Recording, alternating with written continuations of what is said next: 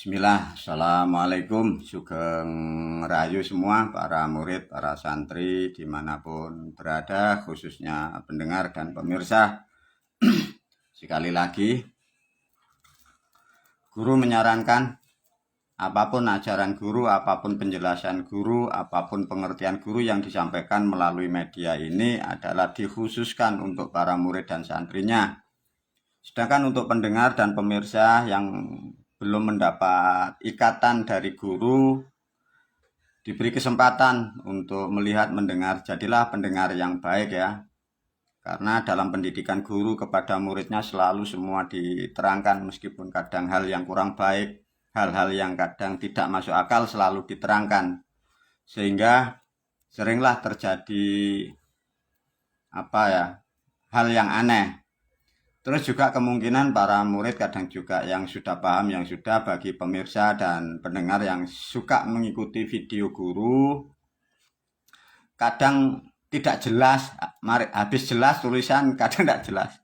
Tolong dipahami, memang di kanan kiri Mbak ini selalu ada sesuatu yang tidak bisa diterangkan.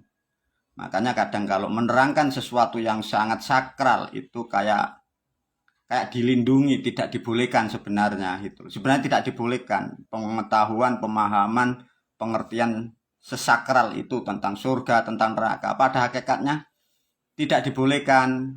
Makanya jutaan tahun manusia tidak bisa mengerti tentang di alam sana. Memang tidak dibolehkan. Karena pada waktu dan zaman di peradaban ini guru diberi hak oleh Tuhan untuk menyampaikan kepada seluruh umat manusia. Bisa disampaikan, tapi ya ada sedikit masalah, ada tabir yang memang menjeliputi. Jadi kalau ada tulisan atau rekaman yang kurang jelas ya disyukuri aja, minimal sudah dapat pengetahuan atau bocoran ya. Terima kasih untuk pemahamannya. Untuk video kali ini para pemirsa ya, para pendengar, para murid santri ya, ini guru memberi pemahaman dengan judul gagal paham. Inilah ini yang terjadi di negara kita ini, gagal paham. Apa toh guru yang dimaksud gagal paham? Ya artinya persepsi pikiran atau intelektual manusia di Indonesia itu gagal paham. Jadi dari kaset yang lain belum tahu sudah percaya, mendengar sudah percaya, sehingga tidak membawa hasil. Itu yang dimaksud gagal paham. Satu contoh, diajarkan kan ilmu klopo tadi, melihat, mendengar suatu tulisan ayat ya di kitab apapun tidak sesuai dari hasilnya. Satu contoh, kalau manusia membaca kalimat ini dijanjikan selamat, dijanjikan kaya, dijanjikan berhasil, setelah dilakukan tidak ada hasilnya, makanya dia itu ibaratnya sepet, sudah saya lakukan kok tidak berhasil. Yang dimaksud sepet itu ya begitu itu ya. Biar tidak seperti itu, selalu diajarkan guru dengan metode dan cara yang lebih nyaman. Semoga sangat dipahami. Ini tentang gagal paham ya. Satu contoh ini ya, percontohan. Saya sama guru sejak kecil pun ahli agama, ahli kitab. Ya sama, dijanjikan gurunya, dijanjikan kitabnya. Kalau sholatnya rutin begini, dapatnya begini, semua sudah dilakukan guru. Ya nyatanya tidak terbukti, sehingga guru juga bingung waktu dulu, sehingga membutuhkan pembelajaran ilmu lain, cari guru yang lain, sehinggalah dengan perjalanan itu ditemukanlah sosok-sosok yang hebat, sehingga sekarang jadi ngerti, lebih paham. Karena ngerti dan paham itulah sehingga dibagi pada para muridnya, para santrinya, bahkan mulai ini dibagi untuk di khalayak umum. Karena apa? Ini ilmu yang sangat bermanfaat. Jadi sejarahnya begitu ya, banyak hal yang dialami guru. Ini nanti juga menerangkan perjalanan guru ya. Manusia itu kan sering tentang memahami, meyakini sesuatu yang disebut wahyu. Tatkala saya tanya wahyu itu apa, ya tidak bisa menyimpulkan. Ada lagi yang ngomong firman. Firman itu apa? Ya tidak bisa diterangkan. Ada lagi yang sering di dalam agama kita mengajarkan atau mendengar namanya kalam. Banyak pemahaman, banyak penjelasan, tapi ada yang pemahaman yang jelas di antara wahyu, firman atau kalam. Ada yang mengatakan kalamullah, pada hakikatnya bahasa kalam ini dirubah dengan bahasa yang kalimat mudah. Jadi wahyu firman kalam ini menjadi kalimat. Nah, tinggal kalimat itu nanti, kalimat itu bahasa Indonesia, atau bahasa Arab, atau bahasa Quran, atau bahasa Inggris, atau bahasa Cina. Begitu cara berpikirnya ya. Kalam adalah kalimat. Kalimat itu ditulis dengan apa, huruf apa, bahasa mana. Cara berpikirnya begitu. Semoga biar tidak gagal paham. Clear? Sekarang kita masuk cara mempelajari dari keadaan kita yang sejak kecil, terutama kita yang dari Muslim ya. Sama guru pun sejak kecil belajar Al-Quran. Nah, Al-Quran ini dipahamkan kan ada 30 juz. Dari 30 juz dibagi lebih kecil lagi menjadi 114 surat. Dari surat-surat macam-macam namanya itu diterangkan per ayat. Nah, ayat itu disebutlah kalam atau suatu kalimat. Kalimat itu tersusun dari kata dan kata diwakili oleh huruf. Pertanyaannya, huruf hijaiyah alif ba ta sampai iya itu huruf buatan manusia. Ini cara berpikirnya. Alif ba ta sa jim kha kha sampai iya itu huruf buatan manusia, disusun, ditata untuk menghasilkan dari kata diwakili dari huruf. Artinya huruf disusun menerangkan kata. Dari kata terangkai namanya kalimat. Nah, masyarakat gagal paham. Kalau huruf aja yang membuat ini manusia, bagaimana mungkin 30 juz ini kok buatan Tuhan? Nah, ketemu. Itu loh caranya. Kalau mau diomongkan sejarah, karena manusia ini tidak paham memahami. Sebenarnya huruf alif ba ta sa jim sampai iya itu kan di kaset lain sudah diterangkan Mbak. Itu huruf hidup sama dengan Hono Coroko. Itu sudah dibuat di Jawa kurang lebih 67 Masehi, itu sudah tertata rapi. Menjadikan huruf, menjadikan kata, namanya kalimat Quran. Ya, kalimat Quran atau huruf Quran tidak sama dengan bahasa Arab. Ini masyarakat tidak paham. Artinya yang di dalam kitab suci Al-Quran itu kata atau kalimat itu tidak sama loh dengan bahasa Arab. Hampir sama tapi tidak sama. Coba dicek di orang-orang yang ahli itu tidak sama. Karena masyarakat umat, karena tidak belajar gitu repotnya. Tidak belajar, cuma mendengar orang ceramah terus diyakini. Sampai ini hari sudah menjadi ketetapan seluruh dunia bahwa kalimat dan kata Quran tidak sama dengan bahasa Arab. Nah, cara berpikirnya begitu. Biar tidak salah memahami apa yang dimaksud wahyu ya. Hurufnya aja yang membuat manusia. Masa Al-Qur'annya yang membuat Tuhan? Satu contoh. Ada mobil yang membuat rodanya manusia. Masa yang membuat mobilnya itu Tuhan? Kan tidak bisa. Caranya begitu. Ada pesawat jet bisa terbang. Yang membuat besinya itu manusia. Masa yang membuat jet itu Tuhan? Cara berpikirnya sederhana gitu loh. Yang membuat huruf itu manusia. Masa kalimat-kalimat ini yang membuat Tuhan? Nah, itu loh maksudnya. Semoga lebih jelas ya. Memahami suatu wahyu kalimat itu sudah diajarkan cara berpikir yang tepat. Clear? Untuk memperjelas, karena ini perjalanan guru, ditafsirikan dari kitab suci kita Al-Quran itu, katanya kan malaikat Jibril. Ini kan juga jadi faktor, enggak ada yang paham. Gini, disampaikan ya bahasanya untuk para murid ya ini. Saya tidak menekankan kepada pendengar atau pemirsa yang di luar murid guru ya, ini untuk khusus murid ya. Malaikat Jibril ini juga sulit diterangkan, tapi ini wajib saya terangkan. Malaikat Jibril itu ada ya, faktanya ada, nyatanya ada. Meskipun orang lain kalian hanya mengimani, meskipun kalian tidak tahu, meskipun orang tidak percaya itu boleh. Tapi aku selaku guru mengatakan fakta malaikat Jibril ada. Nah, karena adanya malaikat Jibril ini, aku selaku guru kan kadang sering berkomunikasi di tempat-tempat tertentu. Kadang kan guru cerita sama murid. Lah diyakini dari cerita yang beredar, malaikat Jibril ini membawa wahyu begitu banyak. Tidak ya, diajarkan biar tidak salah persepsi, tidak gagal paham memahami kitab Quran.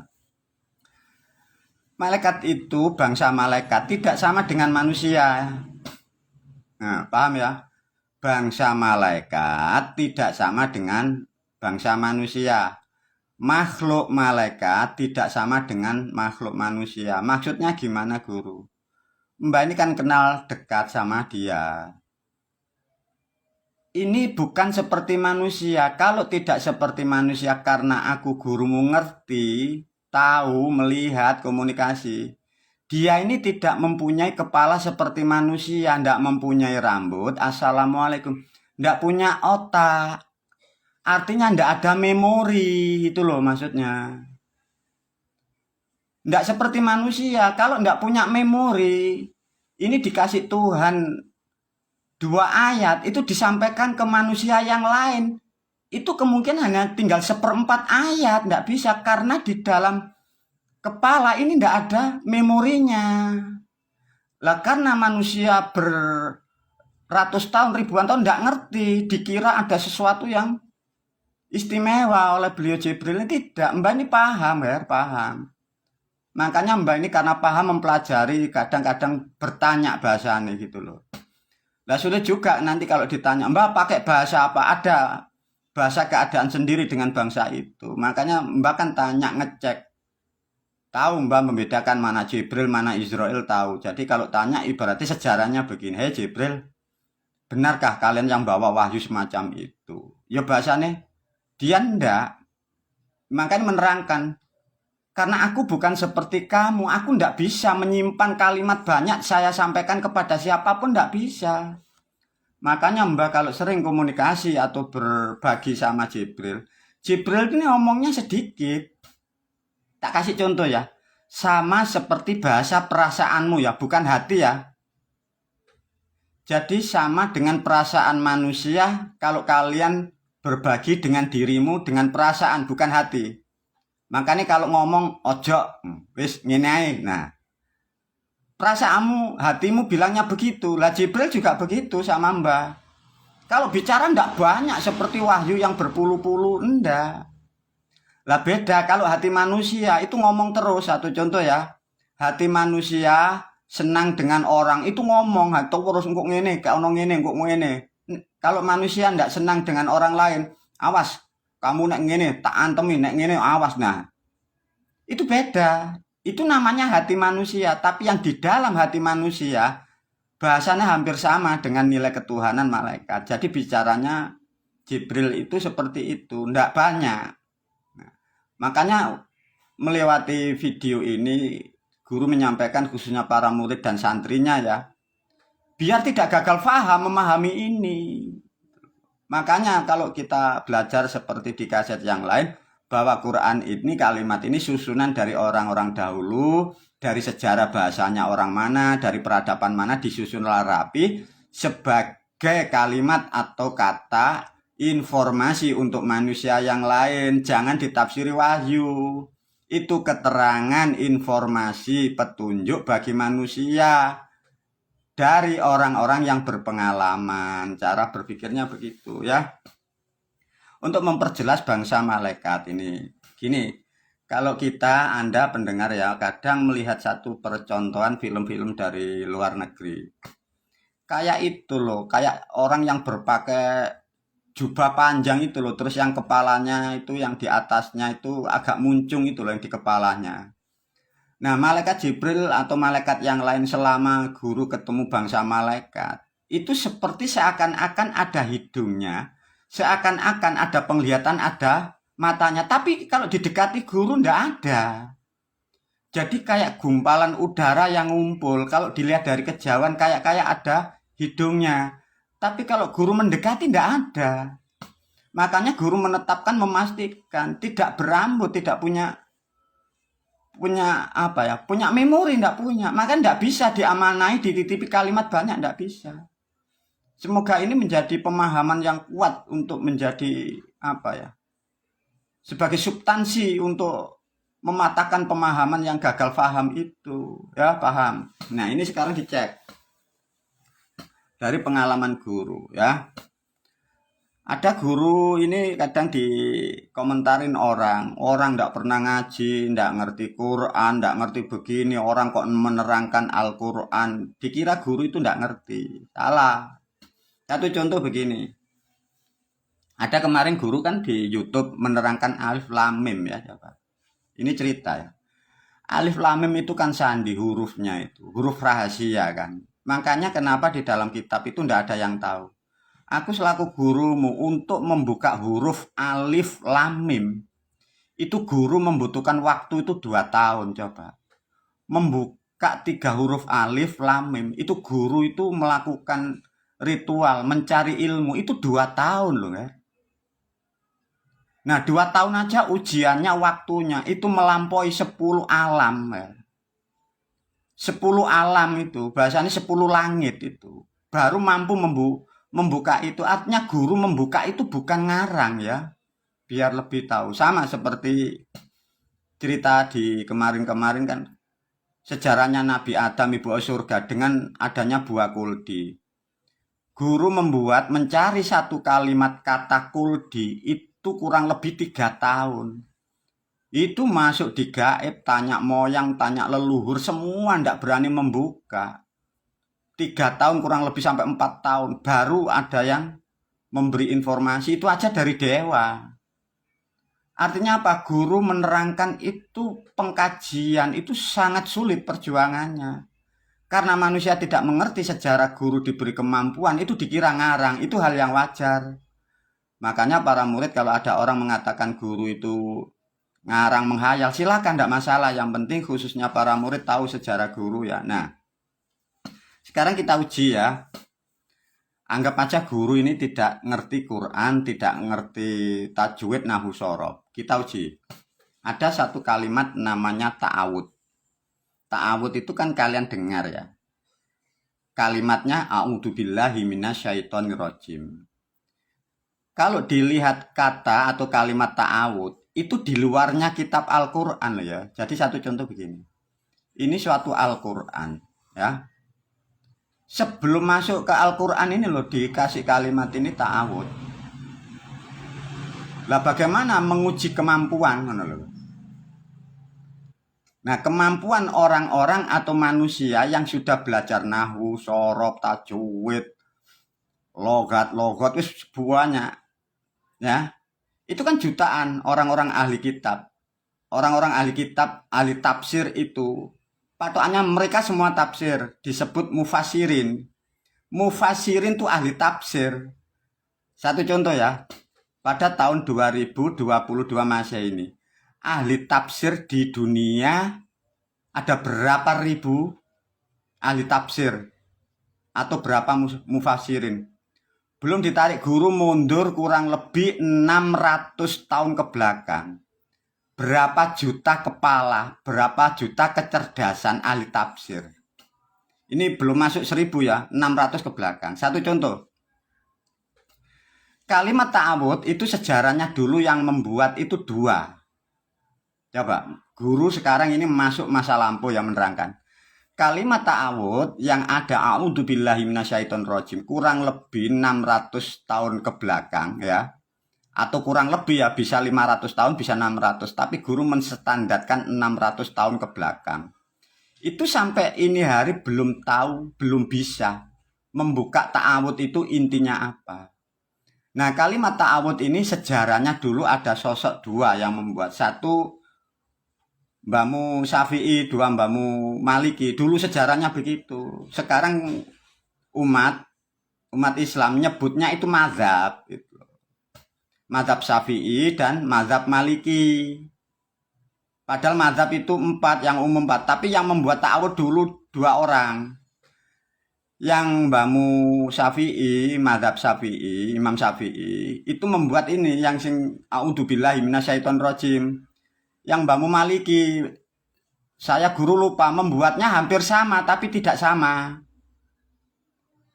Karena waktu dulu pengikutnya Mbahmu Imam Syafi'i sudah banyak, sehingga yang terpopuler jadi itu sampai sekarang a'udzubillahi minasyaitonirrajim. Nah, sekarang diuji caranya. Banyak kan orang-orang mengatakan guru katanya tidak ngerti. Artinya dia kan ngerti. Benarkah dia mengerti? Ahli tafsir seluruh Indonesia, bahkan sampai mundur 1600 tahun.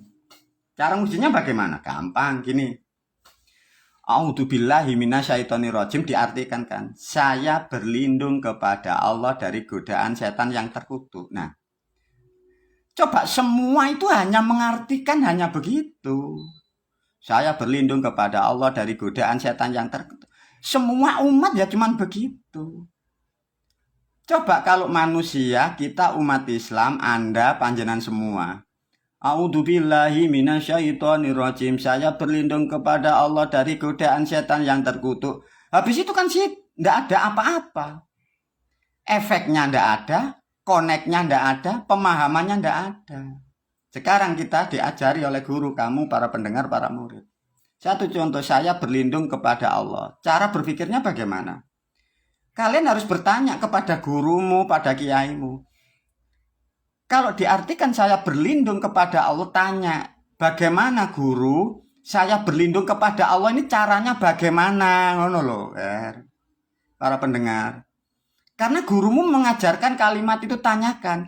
Saya berlindung kepada Allah itu caranya bagaimana? Terus tempatnya di mana? Sama, saya berlindung kepada kepolisian. Nah, kalau ada masalah kita bisa berlindung kepada kepolisian. Artinya ada tempatnya, ada kantornya. Saya berlindung kepada hukum. No. Ada ruang dan tempatnya. Lah kalau ini, saya berlindung kepada Allah. Tempatnya lo di mana? Ini loh, cara berpikirnya begitu. Coba kalau tidak percaya, manusia orang yang katanya mengatakan gurumu salah atau tidak ngerti ngarang ngawur. Uji seluruh Indonesia, ahli mufasirin, ahli kitab, ahli nahu, ahli sorob. Ya. Saya berlindung kepada Allah dari godaan setan yang terkutuk. Lah, kalau ada kesebut setan yang terkutuk, kalian harus cerdas. Apakah semua makhluk setan itu terkutuk? Ataukah ada setan yang tidak terkutuk? Kalau setan yang terkutuk ciri-cirinya gimana? Setan yang tidak terkutuk itu ciri-cirinya bagaimana? Kalian harus cerdas loh ya. Guru pun juga nguji. Kan banyak katanya pakar Quran mengatakan guru ini ngarang. Ya kita diuji. Orang-orang yang katanya hebat diuji oleh guru nanti. Nah, bagaimana? Iya ya, saya berlindung kepada Allah dari godaan setan yang terkutuk. Lah kalau kita, Anda umat, terutama umat Islam, kalau kalian tidak digoda setan, terus kalian berlindung kepada Allah, sedangkan tempatnya enggak tahu, terus bagaimana? Aplikasinya bagaimana melakukan ini loh. Nah, sedangkan goda manusia kan di kitab lain diterangkan, benarkah kalian marah itu digoda setan? Ataukah Anda itu digoda jin Islam? Nah, bagaimana goda itu jenis goda? Bedanya goda setan yang terkutuk dan godanya setan jin Islam dan godanya jin kafir. Nah coba ini, ahli mufasirin seluruh Indonesia, saya uji bagaimana? Menguji satu kalimat aja ini loh, nggak usah masuk di Quran. Nah, belum nanti kita manusia kadang marah, itu bukan hanya digoda setan, bukan hanya digoda jin Islam, bukan hanya digoda jin kafir. Kalian bisa marah itu digoda dari anakmu, digoda dari istrimu, digoda dari suamimu, digoda dari pelacur-pelacur itu. Lah kalau yang menggoda pelacur, kalian berlindungnya kepada siapa? Wong ayat kalimat ini hanya spesialis kalau digoda setan terkutuk, kalau digoda jin Islam. Kalimat ini gak berfungsi. Kalau kalian digoda pelacur, kalimat ini loh gak berfungsi. Kalimat ini hanya spesialis kalau manusia itu digoda setan yang terkutuk. Nah, coba ini PR untuk ahli mufasirin seluruh Indonesia. Padahal ini guru masuk hanya 600 tahun loh ya, belum masuk ke dalam sampai di jerun-jerun itu. Ya, ini satu contoh. Semoga kesederhanaan cara berpikir menguji orang-orang yang sok ahli, yang suka menyalahkan orang, katanya macam-macam. Ini gurumu ya, saya orang dari Jawa, menguji kemampuan katanya sing pinter nahu sorof sing fase ini loh. Coba ini PR untuk dibahas. Nah, semoga sangat manfaat. Ini adalah uji kapasitas. Semoga nanti mendapat pencerahan. Yang mendengar sudah mulai tercerahkan. Yang suka menyalahkan orang bila tidak bisa menjawab, janganlah suka menjustis orang lain salah. Intinya begitu. Wabillahi taufik walhidayah. Assalamualaikum warahmatullahi wabarakatuh.